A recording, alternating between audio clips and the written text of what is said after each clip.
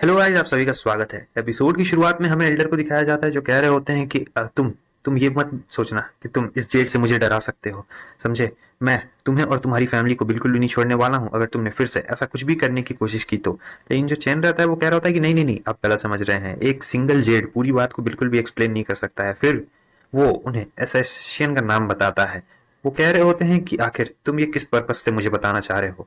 Chain उनसे कहता है कि कल हमारे लोगों को वो जंगल में बहुत बुरी तरीके से घायल पड़ा हुआ मिला, उसी के पास से हमें ये जेड पेंडेंट मिला। हमारी टियान फैमिली आपके साथ कॉपरेट करना चाहती है और आपकी जैंग फैमिली में मिक्स होना चाहती है ताकि आपकी पावर और भी ज्यादा इंक्रीज हो सके।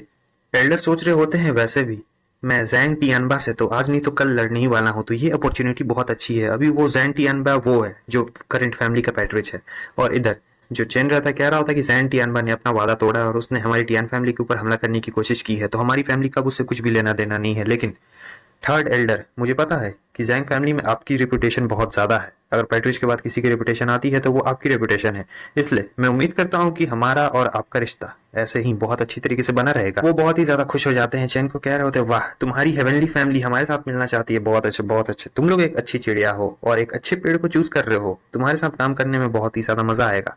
वो सोच रहे थे बस कुछ दिन और इनकी फैमिली को भी बचाना पड़ेगा, उसके बाद मैं इन्हें गन्स की तरह इस्तेमाल करूंगा।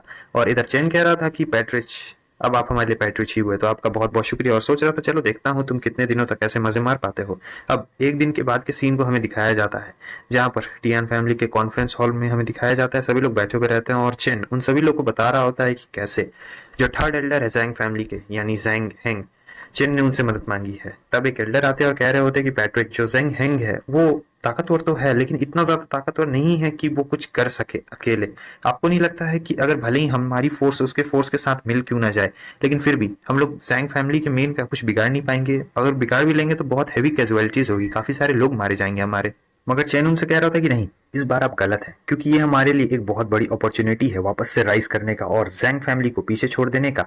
वो एल्डर कह रहे होते हैं, यंग पैट्रिच, मुझे पता है कि आप फैमिली प्लान से रिलेटेड हैं, लेकिन यहाँ पर कोई भी केयरलेसनेस नहीं की जा सकती, क्योंकि जो हमारे फैमिली के बच्चे हैं उनकी स्ट्रेंथ बहुत ही ज्यादा कम है, और साथ ही साथ अब तो नंबर्स भी काफी ज्यादा कम हो चुके हैं। चेन बहुत ही ज्यादा कॉन्फिडेंस रहता है, कह रहा होता है कि आप चिंता मत करिए, क्योंकि मैंने ये नहीं कहा है कि एल्डर ही कब्जा करेगा। और फिर जा रहा होता है, कह रहा होता है ठीक है, जब वक्त आएगा तब हम पैट्रिच को इसके बारे में इन्फॉर्म कर देंगे। फिर वो चला जाता है। इस तरफ एल्डर सोच रहे होते हैं कि पता नहीं आखिर इसके दिमाग में किस तरीके का प्लान चला गया है, कुछ समझ नहीं आ रहा है।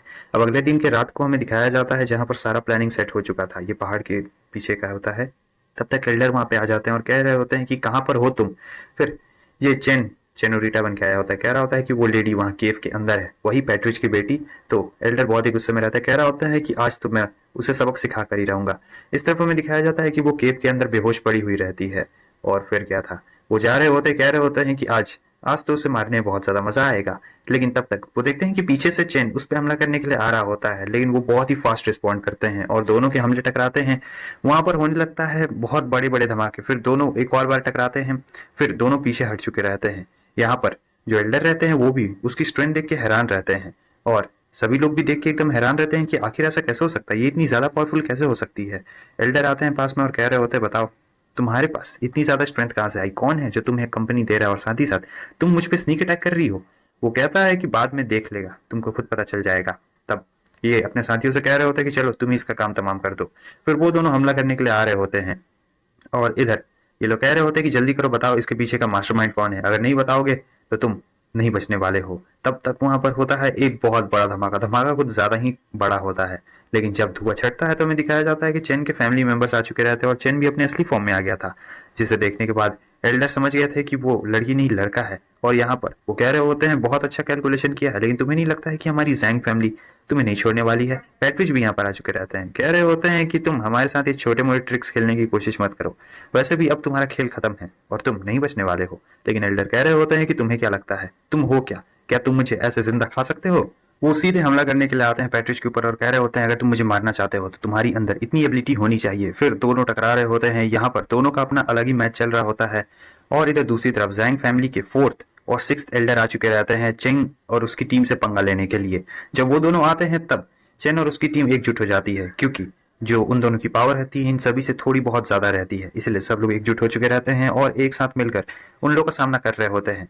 इधर हमें दिखाया जाता है कि वो आते हैं, हमला तो करते हैं चेन के ऊपर, लेकिन वो बच चुका रहता है। फिर साइड से देता है उसके चेहरे पर एक जोरदार पंच, जो कि बहुत जोर का लगा हुआ रहता है।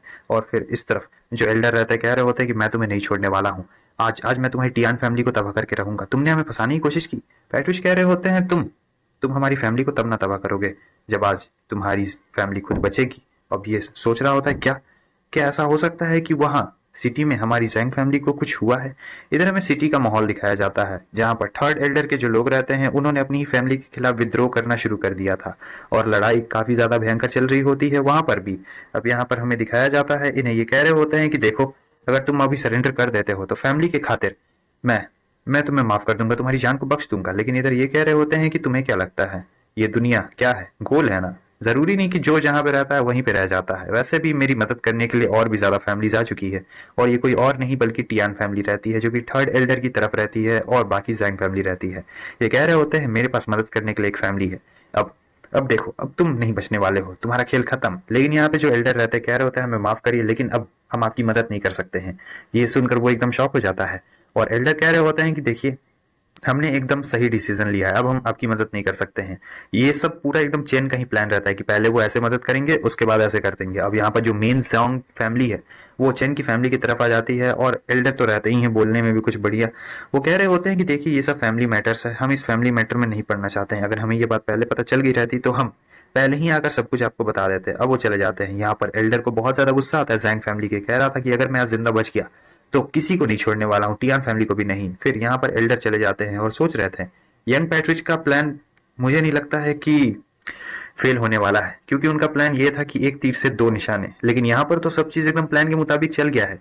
पता नहीं आखिर वहां पर कैसा चल रहा होगा सब कुछ। इधर हमें दूसरी तरफ के सीन का दिखाया जाता है जहां पर अभी इन दोनों की लड़ाई बहुत ही ज्यादा भयंकर चल रही होती है और दोनों एकदम कांटे की टक्कर में आ चुके रहते हैं। हालांकि अब इनकी पावर थोड़ी कम पड़ रही होती है और इनके लोग भी अब मारे जा चुके थे। तब तक वहां पर और भी इसके साथी आ जाते हैं और कह रहे होते कि पैट्रिच आप चिंता मत करिए, भले हमें अपनी जान क्यों ना देनी पड़े लेकिन हम आपको बचा के रहेंगे। लेकिन वो कह रहे होते कि नहीं, ये लोग मेरी जान के पीछे पड़े हुए हैं, तुम लोग को किसी भी हाल में जिंदा रहना पड़ेगा और जाकर रिपोर्ट करनी पड़ेगी इसके बारे में, मैं इन्हें रोकता हूँ। अब यहाँ पर ये अपनी फुल पावर में आ जाते हैं और कह रहे थे कि अगर तुम मुझे मारना चाहते हो तो तुम्हें इसके लिए बचना पड़ेगा, मैं तुम्हें नहीं छोड़ने वाला हूँ। पैट्रिच भी यहाँ पर फुल मोड में आ चुके थे, कह रहे होते हैं जरा तुम लोग संभल के रहना, क्योंकि ये लोग अब मरते दम तक लड़ने वाले हैं। तो सब लोग एकदम सावधान हो जाते हैं। तो दोस्तों मैं यहाँ पर एक चीज पूछना चाहता था, तुम लोग को 10 मिनट का एपिसोड चाहिए, लेकिन 10 मिनट का एपिसोड आएगा तो सिर्फ 3 ही वीडियो आएगा दिन में, मतलब इस चैनल पे 3 वीडियो और उस चैनल पे 3 वीडियो, वैसे करके बोल रहा हूँ। कमेंट करके बता देना अगर चाहिए तो, वैसे मैं एक पोल भी डाल दूंगा उसमें पता चल जाएगा। ठीक है, तो फिर मिलते हैं आप सभी से नेक्स्ट एपिसोड में, तब तक के लिए गुड बाय।